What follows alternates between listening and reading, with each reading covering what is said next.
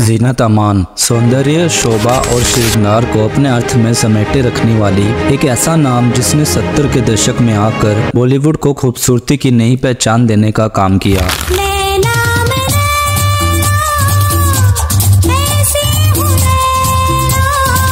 Bollywood film जगत जो कि अपने शुरुआती दशकों में देसी लिबास में लिपटा नजर आता था, लेकिन जीनत ने आकर सब कुछ एक झटके में बदल दिया और फैशन के वो नए आयाम दिए जिसे आज भी बड़ी शिद्दत से याद किया जाता है।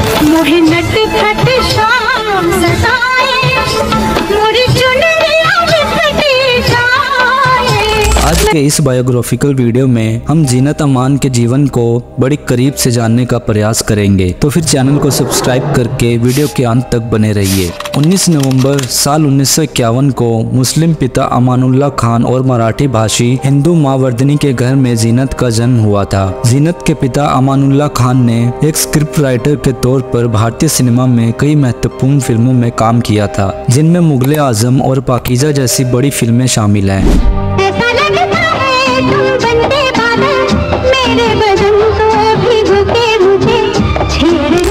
जाने माने अभिनेता रजा मुराद जीनत अमान के फुफेरे भाई हैं, क्योंकि रजा मुराद की मां और जीनत के पिता भाई बहन थे। जीनत की आयु जब 7 साल की हुई तब इनके माता पिता अलग हो गए और जब इन्होंने अपनी किशोरावस्था की तरफ कदम बढ़ाने शुरू किए तब इनके पिता का देहांत हो गया। कहने को तो जीनत की परवरिश में इनकी मां की अहम भूमिका थी, लेकिन वो अपने पिता के बहुत करीब थी और यही कारण रहा कि उनके गुजर जाने के बाद जब जीनत खान ने फिल्म इंडस्ट्री में कदम रखा तो उन्होंने अपने पिता के नेम अमान को अपने नाम के साथ जोड़ लिया। इस तरह जीनत खान जीनत अमान बन गई।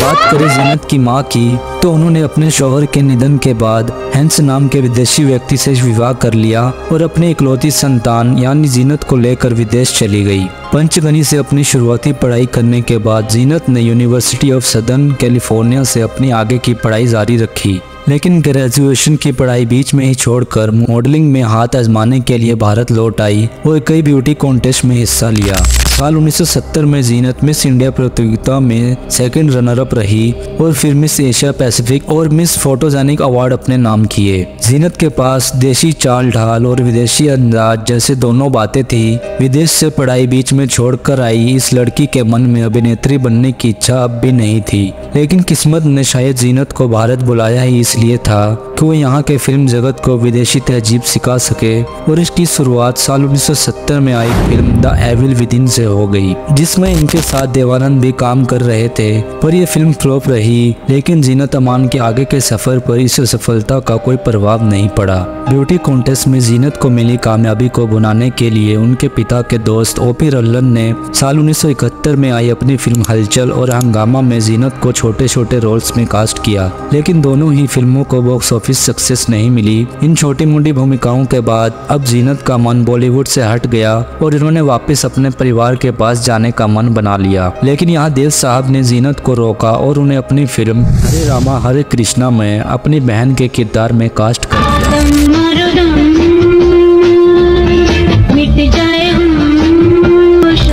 से पहले ये रोल जाहिदा और मुमताज ने ठुकरा दिया था, क्योंकि वो देव साहब की हीरोइन बनना चाहती थी। देवानंद ने जीनत अमान को फिल्म के रिलीज होने तक भारत में रहने के लिए मना लिया और फिर इस फिल्म की कामयाबी ने कभी भी जीनत को भारत से दूर नहीं जाने दिया। उनके वेस्टर्न लुक और स्टाइल के साथ साथ उन पर फिल्माए गए गाने तक हर चीज में जीनत को दर्शकों की नजरों में लाकर खड़ा कर दिया। इस फिल्म में जीनत के लाजवाब काम को देखते हुए उन्हें बेस्ट सपोर्टिंग एक्ट्रेस का फिल्म फेयर अवार्ड भी दिया गया था।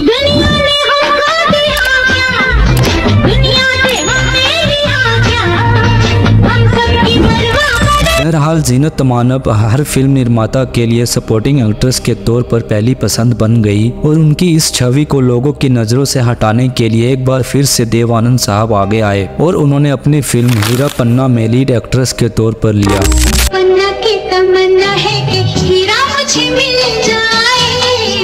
इस तरह जीनत अमान का एक लीड एक्ट्रेस के तौर पर बेहतरीन सिनेमाई सफर शुरू हो गया। इसी दौरान साल 1973 में आई यादों की बारात फिल्म में इनके द्वारा निभाया गया सुनीता का किरदार लोगों ने खूब पसंद किया और उन्होंने सच में लोगों का दिल चुरा लिया।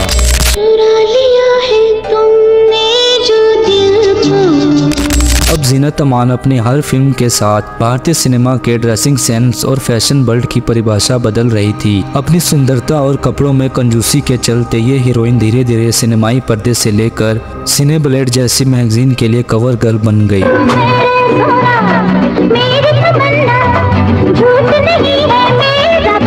आगे चलकर जीनत अमान को बॉलीवुड फिल्म धुंध में देखा गया।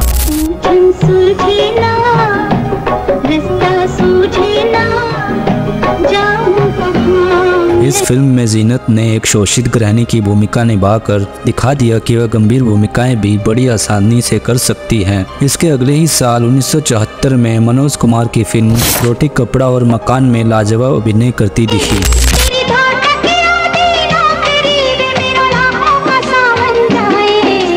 इस दौरान जीनत ने वारंट, चोरी मेरा काम, धर्मवीर, हम किसी से कम नहीं जैसी कई बेहतरीन फिल्मों में काम किया। मेरी महबूबा महबूबा महबूबा तुझे जाना है तो जा, तेरी मर्जी मेरा क्या। फिर आया साल 1978 जब इनके करियर की 3 बेहतरीन फिल्में देखने को मिली। ये फिल्में थी शालीमार, सत्यम शिवम सुंदरम और डॉन। शालीमार फिल्म ने जहां इन्हें अंतर्राष्ट्रीय पहचान दिलाई, वहीं सत्यम शिवम सुंदरम और डॉन ने इन्हें भारत के हर सिने प्रेमी का फेवरेट बना दिया।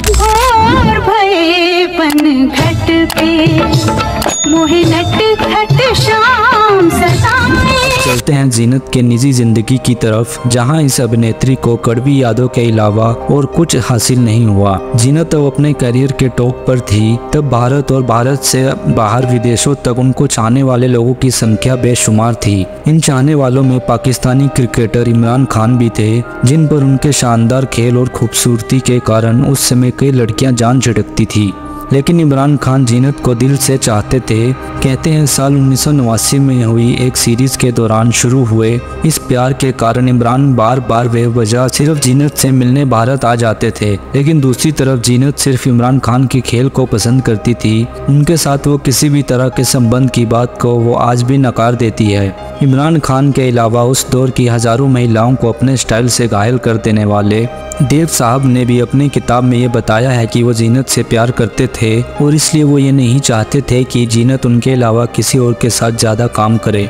देव साहब बताते हैं कि उन्होंने अपने दिल की बात जीनत को बताने का मन भी बना लिया था, लेकिन एक दिन जब उन्होंने अपने सामने जीनत को राज कपूर से गले मिलते देखा तो उनका दिल टूट गया और उन्होंने अपनी बात को अपने तक ही सीमित रखने का मन बना लिया।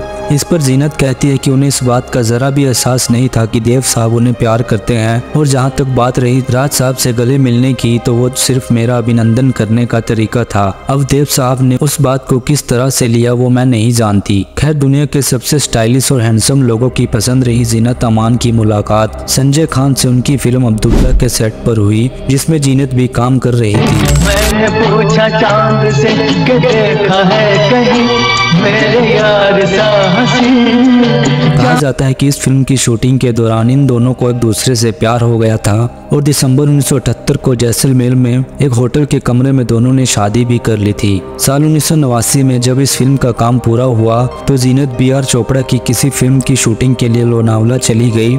इधर संजय खान को अपनी फिल्म अब्दुल्ला के किसी गाने को रीशूट करने की जरूरत महसूस हुई और उन्होंने जीनत से इस बारे में बात की। इस समय तक जीनत के पास डेट्स नहीं थे और उन्होंने इसके लिए मना कर दिया। जीनत अमान से यह जवाब सुनकर संजय खान भड़क गए और जीनत पर दूसरे लोगों के साथ अफेयर के आरोप लगा दिए और कहा कि तुमने मेरे साथ धोखा किया है। जीनत अमान ने संजय को मनाने के लिए बी आर चोपड़ा से बम्बई जाने की परमिशन ली और संजय के घर चली गई, जहां उन्हें पता चला कि वो होटल ताज में किसी पार्टी पर गए हैं। इसके बाद जीनत सीधे होटल चली गई। उनके होटल पहुंचते ही जब संजय खान ने उन्हें अपने सामने देखा तो नशे से चूर संजय का गुस्सा 7वें आसमान पर पहुंच गया। मामले को संभालने का प्रयास करते हुए जीनत ने संजय खान को बताया कि वो यहाँ डेट्स की प्रॉब्लम को सोल्व करने और उन्हें मनाने आई है, लेकिन संजय खान उस समय कुछ भी सुनने के मूड में नहीं थे। वहां मौजूद लोगों की माने तो संजय खान जीनत को एक कमरे में ले गए और उन्हें बुरी तरह से पीटने लगे। कईयों ने तो उस दिन जीनत की चीखें तक सुनी थी। मीडिया रिपोर्ट की माने तो इस मारपीट के कारण ही जीनत अमान की एक आंख डैमेज हो गई, जो आज तक वैसी ही है। इस घटना के बारे में संजय और जीनत दोनों लोगों के विचार अलग अलग हैं, लेकिन ये बात सच है कि इसके बाद संजय खान के साथ उनका रिश्ता सदा के लिए टूट गया। बहरहाल, अपनी निजी जिंदगी से अलग जीनत अमान अब भी भारतीय सिनेमा की सबसे सफल अभिनेत्रियों में से एक हैं। साल 1980 में उन्होंने कुर्बानी में काम किया, जो उस साल की सबसे बड़ी हिट साबित हुई। सूरत तुम्हारी तुम्हारी। इसके बाद दोस्ताना और लावारिस में इन्हें अमिताभ बच्चन के साथ देखा गया। जीनत ने अपने कैरियर में उस दौर के हर बड़े अभिनेता और निर्माताओं के साथ काम किया। साल 1985 में जीनत अपनी निजी जिंदगी के चलते एक बार तब फिर सुर्खियों में आ गई जब उन्होंने मजर खान नाम के एक स्ट्रगल अभिनेता से शादी कर ली। जीनत बताती है कि उन्होंने ये फैसला अपनी माँ के विरुद्ध जाकर इसलिए लिया था क्योंकि उस समय उन्हें एक परिवार की जरूरत थी और उन्हें लग रहा था कि इस समय वो माँ बनने के लिए भी तैयार थी। खैर, इस शादी के 1 साल बाद जीनत ने अपने पहले बेटे को जन्म दिया जब उनके पति उनके साथ नहीं थे। अखबारों में रोज अपने पति के अफेयर्स की खबरें सुनकर जीनत को ये महसूस हो गया था कि उन्होंने गलत फैसला कर लिया है, लेकिन अब उन्हें अपनी संतान के लिए इस फैसले पर टिके रहना था। कुछ समय बाद जीनत ने अपने दूसरे बेटे को जन्म दिया, जिसके बाद मजर खान बीमार रहने लगे। कहा जाता है कि मजर खान भी जीनत के साथ सही तरीके से पेश नहीं आते थे, लेकिन इसके बावजूद जब मजर खान की तबीयत खराब चलने लगी तो जीनत ने सब कुछ भुलाकर उनके अच्छे से अच्छा इलाज देने की कोशिश में लग गई, क्योंकि अपना बचपन पिता की गैर मौजूदगी में बिताने वाली जीनत ये नहीं चाहती थी कि उनके बेटे को भी उस दुख से गुजरना पड़े। जीनत बताती है कि साल 1992 से साल 1998 तक उन्होंने मजर को बचाने के लिए हर मुमकिन कोशिश की। उन्हें एक अस्पताल से दूसरे अस्पताल ले जाना, सब कुछ छोड़कर उनके साथ रहना, यहाँ तक कि उन्होंने उस दौरान इंजेक्शन लगाना भी सीख लिया था। लेकिन इनके बावजूद साल 1998 में जब मजर खान का निधन हो गया तब जीनत को उनके ससुराल वालों ने अपने पति को आखिरी बार देखने से भी मना कर दिया था, क्योंकि उनका मानना था कि मजर की खराब हालत की जिम्मेदार जीनत अमान ही थी। अपनी निजी जिंदगी में हर तरह की करवाटों का सामना कर जीनत अमान अपनी जिंदगी में अपने दोनों बेटों अजान खान और जहान खान के साथ रहती है। उनके बेटे अजान खान जहाँ फिल्म इंडस्ट्री में डायरेक्टर के तौर पर करियर बनाने की कोशिश में लगे हुए हैं, तो वहीं उनके दूसरे बेटे म्यूजिक कंपोजर के तौर पर सक्रिय हैं। अपने पति के निधन के बाद जीनत अमान ने स्टेज शोज से लेकर वेब सीरीज और बड़े पर्दे पर अलग अलग तरह के किरदार निभाए, लेकिन इनमें से किसी भी प्रोजेक्ट में वो पहले जैसे ऑडियंस को आकर्षित नहीं कर पाई। साल 2018 में जीनत अमान ने सरफराज नाम के एक बिजनेसमैन पर धोखाधड़ी और उनके साथ रेप करने के मामले में केस दर्ज करवाया था, जिसके बाद सरफराज को गिरफ्तार भी कर लिया गया था। साल 2020 में जीनत अमान ने थिएटर जगत में वापसी की और कस्तूरबा गांधी पर आधारित एक नाटक में मुख्य किरदार निभाया। हाल ही में ये खबर भी आई थी कि Zeenat Aman murder mystery film Madgaon the close file में एक सशक्त किरदार में नजर आएंगी। बात करें जीनत अमान को मिले अवार्ड्स की तो उन्होंने हरे रामा हरे कृष्णा के लिए फिल्म फेयर के बेस्ट सपोर्टिंग एक्ट्रेस का अवार्ड और सत्यम शिवम सुंदरम तथा इंसाफ का तराजू के लिए फिल्म फेयर के बेस्ट एक्ट्रेस का नॉमिनेशन प्राप्त हुआ था। इसके बाद साल 2008 में जी सिनेमा की तरफ से लाइफ टाइम अचीवमेंट अवार्ड और 2010 में आईफा की तरफ से outstanding contribution in India cinema award और 2016 में फिल्म फेयर की तरफ से टाइमलेस ग्लैमर का तमगा भी हासिल हो चुका है। तो ये थी भारतीय सिनेमा की मशहूर अभिनेत्री जीनत अमान पर हमारी एक विशेष प्रस्तुति। उम्मीद है ये वीडियो आपको बेहद ही पसंद आई होगी। अगर वीडियो पसंद आई तो इसे लाइक और शेयर भी कर दें। धन्यवाद।